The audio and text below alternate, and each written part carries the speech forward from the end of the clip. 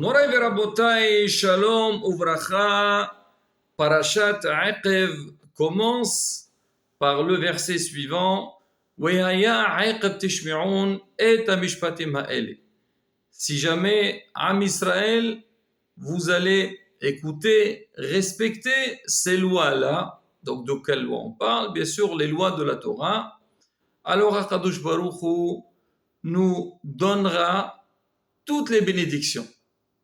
Vraiment, dans tous les domaines de la vie.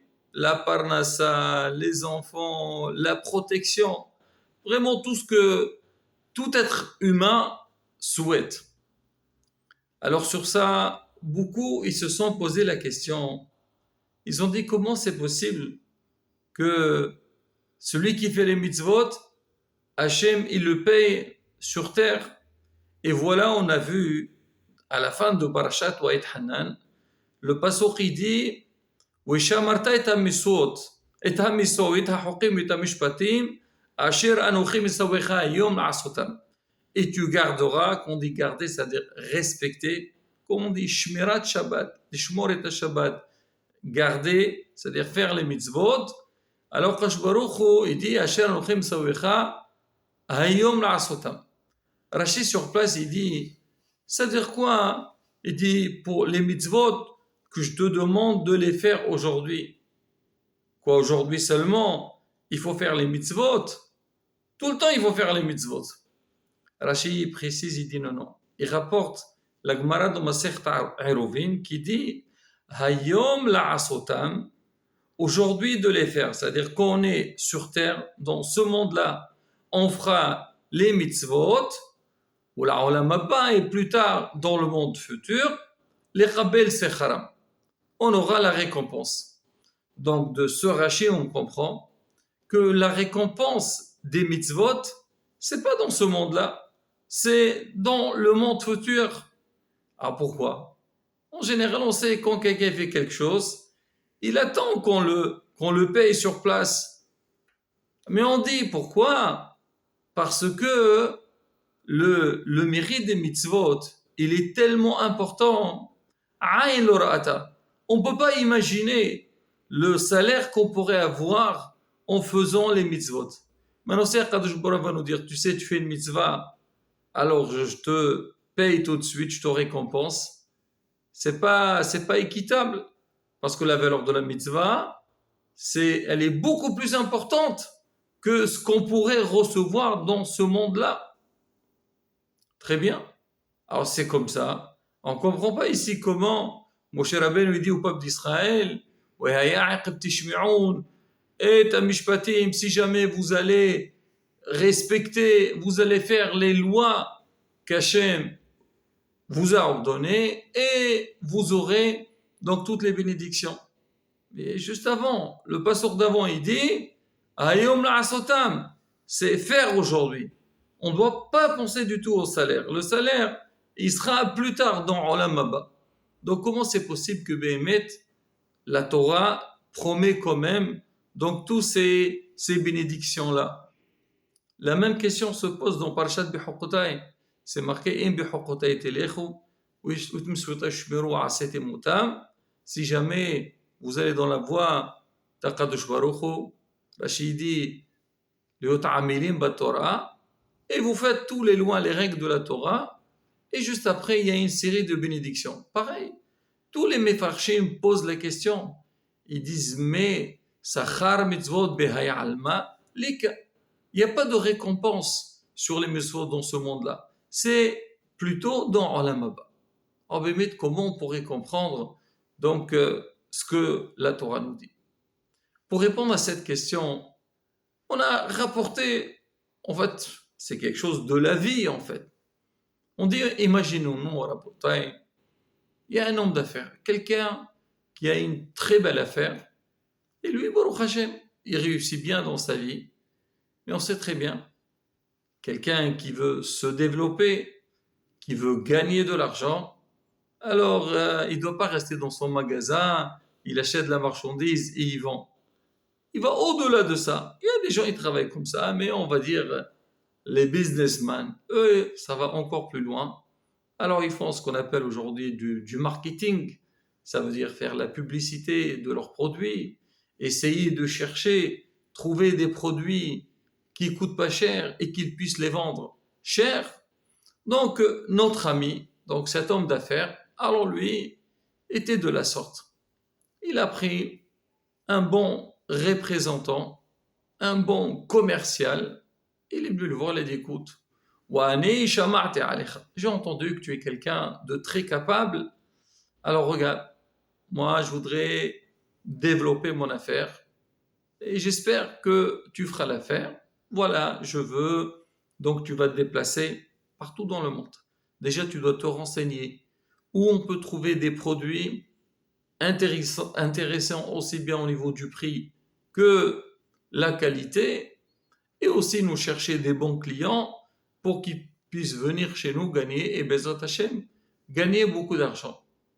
Alors le commercial a dit, je sais très bien, j'ai fait des études, et Baruch Hashem, c'est, comme on dit, c'est ma compétence. Il lui dit, très bien, alors ils veulent parler de salaire, mais avant de parler de salaire, il lui dit, regarde, moi, voilà, je vais t'envoyer, donc le businessman il dit à son employé, regarde, je veux te donner la carte bleue, le chéquier. Moi, je veux que tu voyages là où tu veux pour chercher les clients et la marchandise. Première chose, je voudrais que tu ailles dans des hôtels luxueux. Déjà pour avoir un minimum de confort. Et aussi parce que souvent là-bas, tu trouveras donc des hommes d'affaires, des gens qui veulent vendre, des gens qui veulent acheter. Là, tu vas te faire connaître bien autour de ces gens-là. Pareil aussi, je ne veux pas que tu manges n'importe où, tu vas dans des restaurants où tu pourrais trouver des gens de qualité, des hommes d'affaires. Ah, l'autre, il était très content. Il n'y a pas de souci, c'est normal. Écoutez, vous voulez que je vous rapporte beaucoup, alors il faut bien investir. Rabotai, on va s'arrêter là. Est-ce qu'on pourrait imaginer une seconde que le Baalabay, donc l'homme d'affaires, il va dire à son commercial, il lui dit, sache-le, que tous les frais que tu vas avoir, ils sont sur ton compte. Est-ce qu'il va accepter le commercial? Il va dire, mais ça va pas, non? Alors tu me demandes d'aller dans des hôtels luxueux, d'aller dans des restaurants, tout ce que... Mais ça coûte très cher. Moi, je ne veux pas les dépenser de mon salaire, de ma poche. Je ne sais même pas si mon salaire va dépasser tous les déplacements, les voyages et tout et tout. Dis-moi, déjà, je veux un bon salaire, à savoir fixe ou avec un pourcentage, et tous les frais, ils seront sur le compte de la société. Et c'est comme ça que ça marche en général. Bah, c'est clair, Rabotai, oui. Alors, Hachamim me dit c'est exactement la même chose par rapport aux mitzvot. Kadosh Baruch Hu, il nous demande, nous, à Israël, il nous dit de faire les 613 mitzvot. C'est vrai, les mitzvot, Baruch Hashem, il y en a. Il y a beaucoup de mitzvot, comme on a dit beaucoup de fois. C'est vrai, d'une part, il faut essayer de faire le maximum, mais d'autre part aussi, c'est un mérite pour nous. C'est que si un juif n'a pas pu faire une mitzvah, il peut faire une autre. C'est ce qu'on dit dans Kol Israël, le Shabbat, les Fechar, Balayom, Torah, mitzvot. Alors, quand je voudrais donner beaucoup de mitzvot pour être mezaké au Tano, pour nous faire mériter et profiter. Alors, le Hacham, il dit c'est pareil aussi au niveau des mitzvot. C'est vrai que le vrai salaire des mitzvot, c'est dans Olam Haba. Et si tout ce qu'on peut nous donner, c'est rien, ça vaut pas. Est-ce qu'on va, comme on dit, évaluer une mitzvah avec un profit de ce monde-là? Alors maintenant, c'est quoi tous les mérites que Hachem nous donne? Il nous dit tout ce que je vous donne, c'est pour avoir la possibilité d'appliquer, de pratiquer les mitzvot. Hachem, il veut qu'on fasse les mitzvot. Il faut qu'on ait une bracha, il faut qu'on ait une tranquillité au niveau de la parnassa, et il faut que aussi une bonne santé pour pouvoir étudier, faire les mitzvot.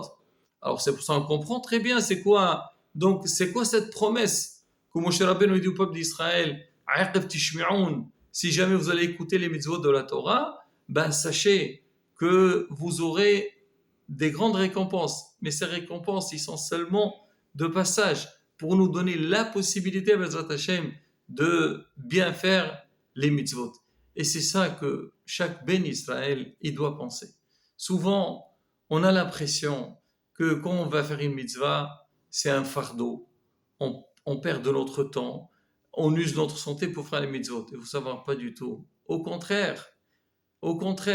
Donc la pratique de mitzvot, ça c'est quelque chose, c'est le bénéfice qu'il est pour nous. Comme Hachamim explique, il dit c'est quoi Wihaya, on dit en Wihaya, ella lashon simha. Or Haïm Akadosh pose la question, il dit quel rapport simha ici? Il dit Wihaya, si quelqu'un, quand est-ce que l'homme il a la vraie simha?